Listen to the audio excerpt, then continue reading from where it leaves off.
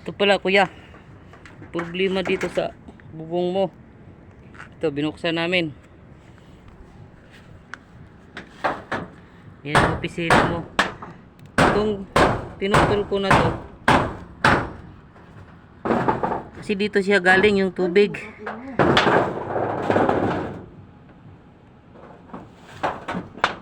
Dito lumalabas sa ilalim nito kahoy.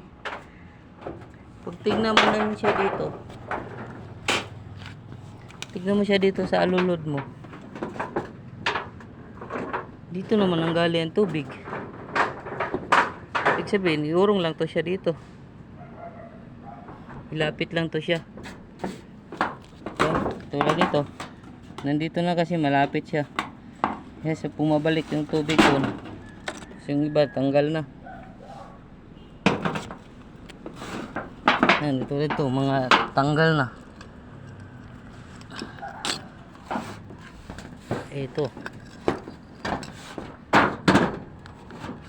Yan, dito yan siya. Kaya sa pumapasok ng tubig, oh, kasi tanggalan na.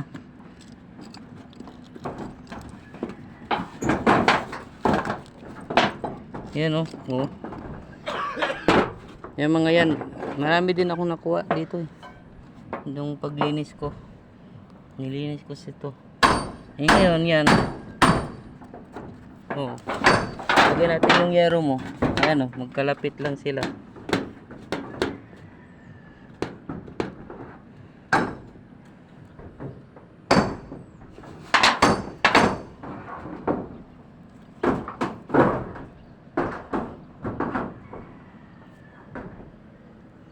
Saka i-try ko pa rin to. Buhusan ko na isang balding tubig, tatakpan ko rito ng ano. Saan talaga siya tutulo. Dito kasi basa siya. Basa yung kahoy. Kasi bago lang umulan, ibig sabihin dito lang kung may bumabagsak na tubig dito. Malapit lang siya. Diretso sa loob, dito siya lumalabas. Ito yung kasarino. Pinutulan ko lang yan, eh. Kasi dyan dumadaan yung tubig. Yung isang malakas doon, natakpan ko na doon, yun sa may ano, tubo rin. Yung tubo niya, no, butas. Natakpan na yun. Ito yung pangalawa, pangatlo doon. Ito, ganun din yung problema. Yan, no. So, wala na rin, no. Halos ano lang kasi sa ano, yung diferensya.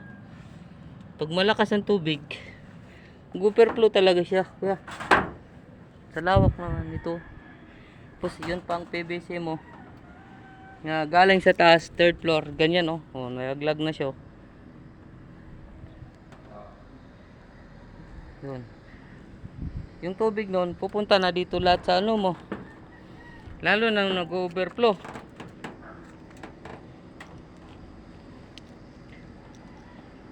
Tanggalin sana lahat to, eh. Pero hanggang ngayon lang kami. Balikan na lang to. Bye. Ito lang munang mga tumutulong una. Saan ko nabalikan to, kuya.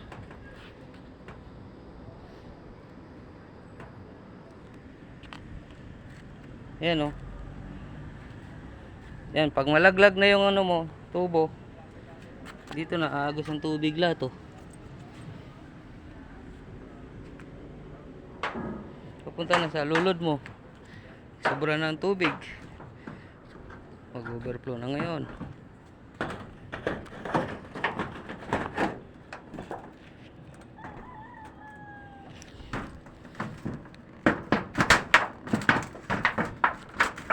Sa tingin mo, kuya, tapalan ulit o ano? Sa akin to, tapalan ko ulit, eh. Tatanggalin ko tong kahoy. Yung naka ano nang ito dito, eh, yung kahoy. Hanggang doon yan, pagtanggalin. Pamakuha na yan.